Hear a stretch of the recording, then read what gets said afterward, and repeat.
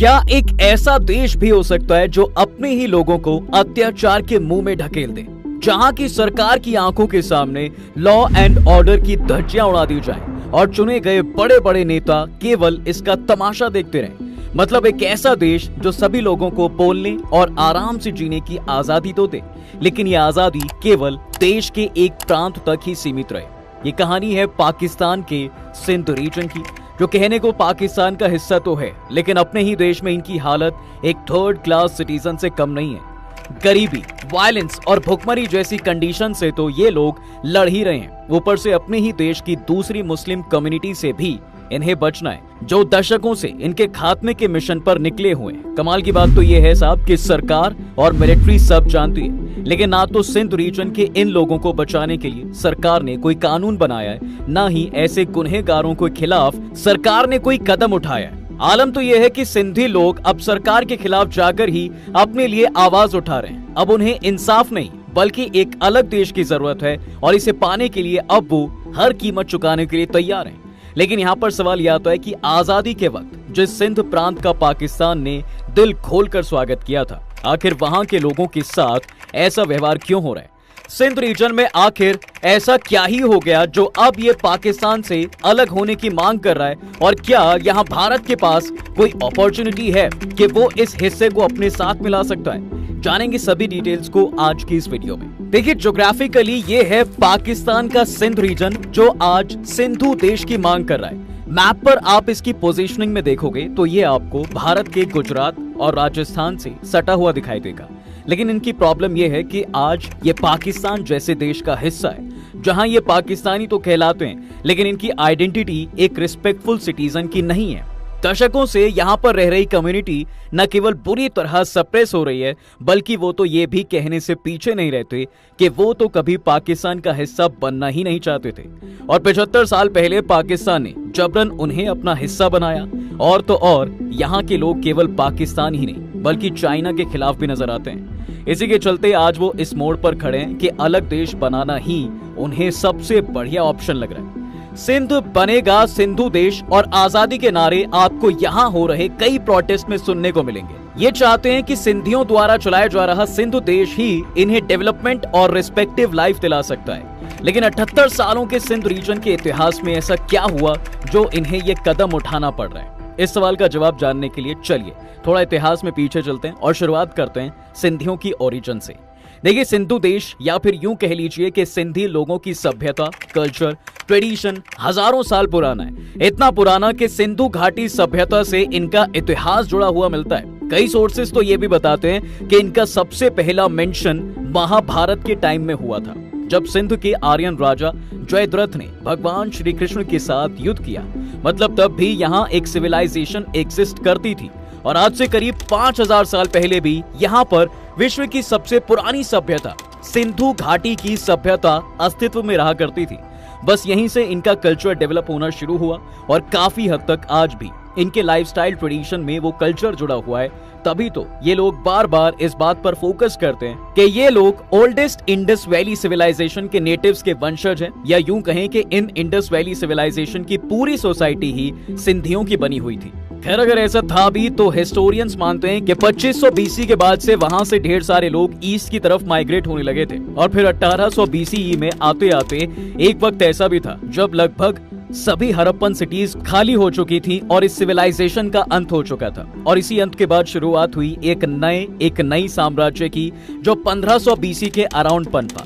तब यहाँ कई समाज और कई एम्पायर के लोग आए। इसमें सबसे पहले तो आर्यंस ने इस जमीन को इन्वेड किया, फिर यहाँ पर्शियन एम्पायर के लोगों ने माइग्रेट किया। उसके बाद कभी मौर्यन एम्पायर तो कभी इस्लामिक रूरल्स ने बारी बारी से यहाँ पर राज किया है।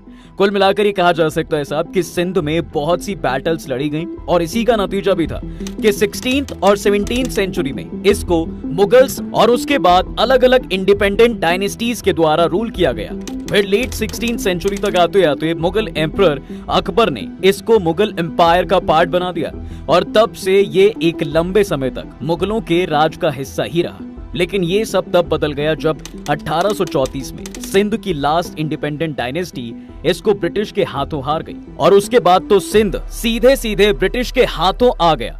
ऐसा कहा जा सकता है कि ब्रिटिशर्स के अंदर सिंध रीजन सबसे शांत रीजन में से एक रहा और इतने सालों की बैटल्स और ब्लड शेड के बाद जो एक चीज यहाँ के लोगों में कभी नहीं बदली वो थी इनकी पहचान, कल्चर और सिंधी समुदाय के लोग। ये लोग कमाल था कि अलग अलग समुदायों के साथ रहने के बाद भी अपने कल्चर को फॉलो करते रहे। लेकिन वो कहते हैं ना कि सिचुएशन कभी एक सी नहीं रहती साहब। इसी तरह इनके लिए भी स्थिति खराब होनी शुरू हुई साल 1936 के बाद, जब ब्रिटिशर्स ने इसके स्टेटस में काफी कुछ बदल दिया। दरअसल साल 1936 तक सिंध प्रांत ब्रिटिश इंडिया की मुंबई प्रेसिडेंसी का हिस्सा था, लेकिन इसके बाद इसे एक अलग ही प्रोविंस का दर्जा मिल गया, जहां कराची को उसकी प्रोविंशियल कैपिटल डिक्लेयर कर दिया गया। अब ऐसा इसलिए हुआ क्योंकि एक टाइम के बाद यहाँ के मुस्लिम एलीट और न्यू मुस्लिम मिडिल क्लास ने अपने इंटरेस्ट को बचाने के लिए सिंध की बॉम्बे प्रेसिडेंसी से सेपरेशन डिमांड की। जाहिर था कि इसको सिंध हिंदूज कैसे मानते हैं, उन्होंने इसे पूरी तरह अपोज किया। लेकिन ब्रिटिशर्स ने इस मौके को अपनी divide and rule policy implement करने के लिए इस्तेमाल किया और इसी का नतीजा ये निकला कि इसको बॉम्बे से सेपरेट करके एक अलग प्रोविंस बना दिया जाता है। इसी के चलते जो सिंध अब तक शांति और धर्म की एकता का सिंबल बना हुआ था, अब वहां भी धीरे धीरे दरार साफ दिखाई देने लगी थी। लेकिन फिर भी इसमें कोई ज्यादा हलचल नहीं हुई थी। मगर फिर इसमें सबसे बड़ा झटका पड़ा 1947 की उस रात को, जब भारत और पाकिस्तान दो नए राष्ट्र दुनिया को मिले। इसमें एक तरफ तो जहां आजादी के जश्न की खुशी थी, वहीं इस बंटवारे ने सिंध के लिए बहुत कुछ बदल दिया। हालांकि इस रीजन में बंगाल और पंजाब जैसे कट्टर विद्रोह नहीं हुए, लेकिन एक बदलाव तो था जो सिंध में हुआ और इसी ने यहाँ एक अलग देश की मांग के बीज बो दिए और यह बदलाव था डेमोग्राफिक चेंज। अब हुआ यह था कि पार्टीशन के बाद सिंध का मैक्सिमम हिस्सा पाकिस्तान में था, मगर यहाँ पॉपुलेशन काफी बदल गई। इसमें जहाँ पाकिस्तान से काफी हिंदू भारत आए थे, तो वहीं भारत से कुछ मुसलमान पाकिस्तान भी गए थे। ऑफिशियल डेटा के हिसाब से इस दौर में 20 लाख से ज्यादा मुस्लिम रिफ्यूजी पाकिस्तान गए थे, जिसमें से मेजर पॉपुलेशन सिंध में बस गई। हालांकि भारत से आने वाले मुसलमान, जिन्हें मुहाजिर कहा जाता था, उनमें एक चीज गौर करने वाली ये थी कि ये मुसलमान सिंध के मुसलमानों से ज्यादा पढ़े लिखे हुआ करते थे। इसलिए होने ये लगा कि इन मुहाजिर ने सिंध में जाकर वहां की पावरफुल पोजीशंस और जॉब्स को डोमिनेट करना शुरू कर दिया। इसी के चलते उन्होंने बाकी सिंधीज को कंपटीशन से बाहर कर दिया। अब आलम यह आ चुका था कि सिंध की ऑफिशियल लैंग्वेज तो सिंधी थी, मगर चूंकि मैक्सिमम मुहाजिर उर्दू बोला करते थे और उन्होंने बड़ी बड़ी पोजीशंस पर अपने पैर पसार लिए थे, इसलिए पाकिस्तान के बड़े बड़े इंस्टीट्यूशंस में सिंधी की बजाय उर्दू पढ़ाई जाने लगी। और धीरे धीरे ऐसे ही छोटे छोटे कदमों के थ्रू सिंध की बजाय सिंध से उसका कल्चर ही खत्म हो गया, या यूं कहें कि सिंध से सिंध को ही छीन लिया गया। खुद ये साजिश तो सिंधी सोसाइटी को भी दिखाई दी कि कैसे उनके रिसोर्सेज को मुहाजिर्स और पंजाबीज ने एक्सप्लॉइट करके अपना मुनाफा कमाया है। यही वजह भी है कि सिंध के मुताबिक उनके लिए भारत के डोमिनेंट हिंदुओं के बीच से निकलकर पाकिस्तान आना एक सफल फैसला नहीं साबित हुआ, क्योंकि अब पाकिस्तान में मुहाजिर्स ने उनकी प्रॉपर्टीज, उनकी जॉब्स और उनके हर हक पर नाजायज कब्जा कर लिया था और उनको सोसाइटी के सोशियो इकोनॉमिक पिरामिड के लोएस्ट रैंक पर लाकर छोड़ दिया था। अब जहां ये सब चल ही रहा था, वहां सिंधियों पर एक जुर्म ये भी हुआ कि उर्दू को पाकिस्तान की नेशनल लैंग्वेज घोषित कर दिया गया और सभी एथनिक माइनॉरिटी के ऊपर ही इस लैंग्वेज को थोप दिया गया। आज आपको जानकर हैरानी होगी साहब कि सिंध पाकिस्तान का 63% रेवेन्यू जनरेट करता है, लेकिन देश को चलाने की एक्स्ट्रा ऑर्डिनरी पावर्स केवल पंजाब के पास है। इसके अलावा वैसे तो आजादी के काफी सालों बाद तक भी सिंध को एक अलग प्रोविंस का दर्जा मिला रहा, मगर साल 1955 में ये भी सिंधियों से छीना गया, जब पाकिस्तान के प्रधानमंत्री चौधरी मोहम्मद अली ने 1 यूनिट प्रोग्राम इनिशिएट किया, जिसके तहत उन्होंने कहा कि सिंध और ऐसी बाकी सभी पाकिस्तानी प्रोविंस कलेक्टिवली पाकिस्तान के अंदर एक ही रूल के तहत एक ही असेंबली द्वारा ऑपरेट किए जाएंगे। और 14 अक्टूबर 1955 के दिन सारी फॉर्मेलिटीज खत्म होने के बाद फाइनली सिंध पाकिस्तान का संपूर्ण हिस्सा बन जाता है। हालांकि इस तरह से सिंध पाकिस्तान के हाथ में तो आ गया, लेकिन यहाँ पाकिस्तान का दोहरापन तो देखिए। उन्होंने इस बिल को सामने रखते वक्त जो वादे किए उनमें से एक भी पूरा नहीं किया। दरअसल सिकंदर मिर्ज ने पाकिस्तान असेंबली को 1 यूनिट प्रोग्राम अपनाने के 5 रीजंस दिए थे, मगर जो हकीकत थी उसका डेवलपमेंट के वादों से दूर दूर तक कोई भी संबंध नहीं था। कुल मिलाकर एक तरफ तो पहले ही माइनॉरिटीज से राइट लिए जा चुके थे, वहीं दूसरी तरफ ये तब और भी प्रॉब्लमैटिक हो गया जब दूसरे धर्म के लोगों ने सिंधी पॉपुलेशन को टारगेट किया। अब अगर आप सोच रहे हैं कि ऐसा कब हुआ, तो बता दें कि जब पार्टीशन हुआ था तो सिंध में मुस्लिम मेजॉरिटी थी, मगर एक सिग्निफिकेंट माइनॉरिटी हिंदू और सिंधीज की भी वहां पर एग्जिस्ट किया करती थी। पर अफसोस की बात है साहब कि जिस तरह माइनॉरिटीज को अपलिफ्ट करने के लिए भारत में कदम उठाए गए, वैसा कुछ ईस्ट और वेस्ट पाकिस्तान में होना तो दूर की बात है, बल्कि वहां तो हिंदुओं को जिंदा भी छोड़ देते तो बहुत था। खुद 1950 में जब ईस्ट पाकिस्तान में राइट्स हुए थे, तब वहां लाखों हिंदू मारे गए थे और बर्बरता में पुलिस और यहाँ तक कि पाकिस्तानी आर्मी के लोग भी शामिल थे। अब ऐसा ही कुछ हाल वेस्ट पाकिस्तान में भी था, जहां माइनॉरिटीज पर ढेरों जुल्म हो रहे थे और उनकी बात सुनने वाला कानून में कोई भी नहीं था। मगर साल 1971 में जब ये डिक्लेयर हुआ कि बांग्लादेश पाकिस्तान से आजाद हो चुका है, तो इस डिक्लेरेशन से सिंध प्रांत में मौजूद लाखों लोगों को एक उम्मीद की किरण मिली कि वो भी शायद पाकिस्तान के इन जुल्मों से स्वतंत्रता पा सकते हैं। और इस उम्मीद को चेहरा मिला गुलाम मुर्तजा सैयद का, जिन्होंने साल 1972 में शुरुआत करी जय सिंध तहरीक नाम की एक ऐसी पॉलिटिकल पार्टी की, जिसका मोटिव था सिंध प्रांत को पाकिस्तान से अलग करके एक अलग देश के रूप में स्थापित करना, जिसका नाम होता सिंधु देश। तब इनके नेताओं ने खुद ये बोला था साहब कि अगर बांग्लादेश एक सेपरेट देश बन सकता है तो सिंधुस्तान क्यों नहीं।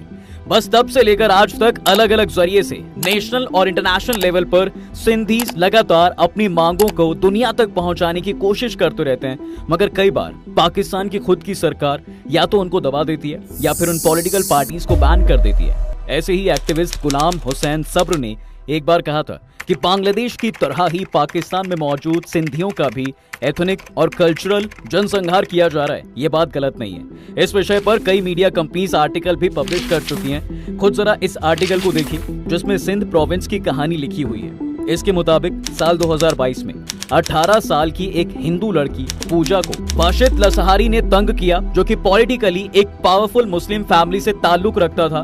पूजा के परिवार को धमकी दी गई कि वो अपनी बेटी की शादी वाशिद से करा दे। इसके खिलाफ जब पूजा के परिवार ने पुलिस में कंप्लेंट लिखवानी चाहिए, तो पुलिस ने भी शिकायत तक लिखने से मना कर दिया, जिसके बाद वाशिद जोर जबरदस्ती पूजा के घर आ गया और शादी से इनकार करने पर वाशिद ने पूजा की जान ले ली।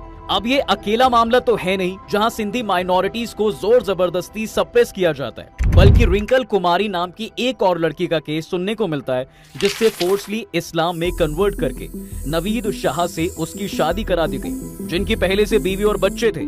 ऐसा ही एक मामला twin sisters Reena and Raveena का भी है, जिन्हें किडनैप कर लिया गया था या फिर इन्हें जबरन इस्लाम में कन्वर्ट करके उनकी शादी मुस्लिम लड़कों से करवा दी गई, जो पहले से ही शादीशुदा थे और उनके बच्चे भी थे। पाकिस्तान के सिंध में कन्वर्शन की ये घटनाएं इतनी आम हो चुकी हैं साहब कि यूएन ने भी इसके खिलाफ आवाज उठाई है और UK all party parliamentary group की रिपोर्ट्स भी खुद इस बात से परहेज नहीं करती कि हर साल पाकिस्तान में 1000 से भी ज्यादा माइनॉरिटीज गर्ल्स का धर्म परिवर्तन करवाया जाता है और पुलिस इस मामले में कुछ नहीं करती, क्योंकि इन सभी मामलों को लव मैरिज का नाम देकर रफा दफा कर दिया जाता है। खुद यहाँ के जो एक्टिविस्ट हैं वो बताते हैं कि लोग अपने ऊपर बीती हुई बर्बरता को कभी रिपोर्ट ही नहीं करते, क्योंकि उनकी चीखें बाहरों को सुनाई ही नहीं देती। मतलब कि कानून उनकी कभी सुनता ही नहीं है, तो आखिर शिकायत करने का फायदा ही क्या है। हालांकि इन सब के बारे में जब अल जजीरा ने वहाँ के पुलिस ऑफिशियल से पूछा, तो उनका ये बयान था कि जो हो सकता है वो सब करते हैं, लेकिन कई बार जब लड़कियां अपनी मर्जी से ही भाग जाती हैं, तो इसमें वो क्या ही कर सकते हैं। बेसिकली इस बयान के थ्रू पुलिस ऑफिशियल्स ने ये एंगल देने की कोशिश करी है कि लड़कियों को अगवा नहीं किया जाता, बल्कि वो खुद अपनी मर्जी से भाग जाती हैं। मगर घटनाएं उनके इस बयान के साथ बिल्कुल भी मैच नहीं करती। आज प्रेजेंट डे पर फास्ट फॉरवर्ड करें तो आज भी सिंधीज का हाल कुछ ज्यादा खास नहीं है। इतिहास की इतनी यातनाएं ही काफी नहीं थी कि आज इनके यहाँ अर्बन रूरल और सोशो इकोनॉमिक डिवाइड भी काफी तेजी से बढ़ा है। दोस्तों, आज यहाँ पर आपको दो एक्सट्रीम तबके के लोग दिखाई पड़ते हैं। एक वो जहाँ पर कराची जैसी वेल्थ मेगापोर्ट सिटी में रहते हैं, और जो दूसरी तरफ सिंध के प्रोविंस। लोग आज भी बॉन्डेड लेबर करने को मजबूर हैं। बिजली, पानी और फूड जैसी नॉर्मल सुविधाएं भी यहाँ लोगों को नहीं मिलती हैं। हाल फिलहाल में एक बार फिर से सिंधु देश को लेकर सिंध प्रांत के लोगों ने काफी ज्यादा प्रोटेस्ट किया था, और इस बार इस प्रोटेस्ट का रीजन उनके ऊपर किया जा रहा जुल्म तो था ही, मगर इस बार इस जुल्म के साथ पाकिस्तान ने बची कुची कसर भी पूरी कर दी चीन को लाकर। देखो, पाकिस्तान ने जब से चीन के साथ CPEC यानी कि चाइना पाकिस्तान इकोनॉमिक कॉरिडोर की डील साइन की है ना, तब से लेकर आज तक पाकिस्तान बहुत बड़ी मात्रा में अपनी जमीन चीन को लीज पर इकोनॉमिक एक्टिविटीज कंटिन्यू करने के नाम पर दे चुका है। अब इसका सबसे बड़ा एग्जाम्पल है बलूचिस्तान में मौजूद ग्वादर पोर्ट, जो साल 2002 से 2016 तक तो पाकिस्तान के कंट्रोल में ही था, मगर 2016 के बाद से उसका ऑपरेशनल कंट्रोल चाइना के पास है। इसी डील के तहत पाकिस्तान ने 2000 एकड़ बलूचिस्तान की जमीन चीन को दे दी थी, और ऐसा ही कुछ सिंध में भी हो रहा है। आज सिंध के बहुत से प्रांतों में चीन को ढेर सारी जमीनें दी जा रही हैं और बहुत से प्रोजेक्ट्स बन रहे हैं, मगर वहां के लोगों के डेवलपमेंट्स के लिए एक पैसा भी खर्च नहीं किया जा रहा। इसी के चलते बहुत से लोगों को इस बात का डर भी है कि पाकिस्तान धीरे धीरे उनकी सारी जमीन चाइना को ही दे देगा और उनके लिए कुछ छोड़ेगा ही नहीं। कुछ रिपोर्ट्स तो ये भी बताती हैं कि सिंध की माइनॉरिटी को सिर्फ इसलिए अथॉरिटीज द्वारा परेशान किया जाता है ताकि वो अपनी जमीनें खाली करके चले जाएं और वो जमीनें मिलिट्री रूल द्वारा अपनी मनमर्जी से यूज की जा सके। इलाका छोड़ने का दबाव बनाने के लिए लोगों को अगवा कर लिया जाता है और फिर उनका कुछ पता ही नहीं चलता। आलम तो ये तक है कि अगर आज कोई भी सिंधु देश की मांग उठाता है या फिर उनके खिलाफ हो रहे अन्याय के खिलाफ आवाज उठाता है तो उसको खत्म कर दिया जाता है। और ऐसे केसेस आए दिन सिंध प्रांत में रिपोर्ट किए जाते रहे, जहां लोगों को अगवा कर लिया गया या फिर उनका क्या हुआ किसी को पता ही नहीं चल पाया। अब देखा जाए तो कई इंटरनेशनल ऑर्गेनाइजेशन भी पाकिस्तान सोसाइटी को माइनॉरिटीज के साथ होने वाले भेदभाव के लिए क्रिटिसाइज करता है, लेकिन इसकी जड़ पाकिस्तान के समाज में पल रही है। वो हेट है जो खुद वहां के पॉलिटिकल लीडर्स ने डाली है, और जाहिर है कि ये इतनी आसानी से खत्म तो होने वाली है नहीं। लेकिन आप हमें बताएं कि क्या सिंधियों का सिंधु देश की मांग सही है? हमें कमेंट सेक्शन में जरूर बताएं। इसी के साथ हम आपसे विदा लेते हैं। उम्मीद है आपको ये वीडियो जरूर पसंद आया होगा। आप इस वीडियो को अपने दोस्तों के साथ शेयर करना बिल्कुल ना भूलें, साथ ही चैनल को सब्सक्राइब जरूर कर दें।